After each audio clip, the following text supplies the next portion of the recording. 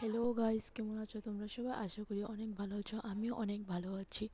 আজ আমি তোমাদের সাথে শেয়ার করব আমাদের ঢেকিয়াজুলি নারায়ণপুর লক্ষ্মীনারায়ণের মন্দির মন্দির দর্শন করতে গিয়েছিলাম। ভাবলাম একটু ভিডিও করে রাখি, সেগুলো তোমাদের সাথে শেয়ার করব।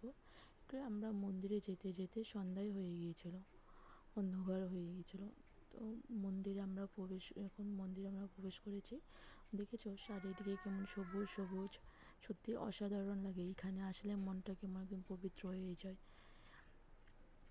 মনটা সত্যি, যখন ভালো না লাগে তখন এখানে এসে একটু বসে থাকলে আরও বেশি ভালো লাগে।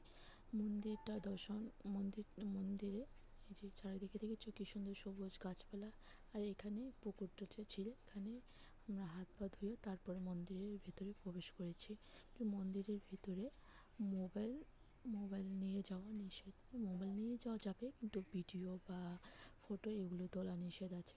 তার জন্য আমরা তুলতে পারিনি। যাই হোক, আমরা এখানে পা ধুয়ে মন্দির দর্শন করতে গেছিলাম। আমরা গিয়ে দেখি এখানে আরতি হচ্ছিল। তারপর আরতি দর্শন করে তারপর আমরা এখন চলে যাচ্ছি। দেখছো আমাদের চারিদিকে এখন অন্ধকার হয়ে গেছে। ভিডিওটি কিছু ভালো লাগলে থাকলে প্লিজ লাইক, কমেন্ট, শেয়ার।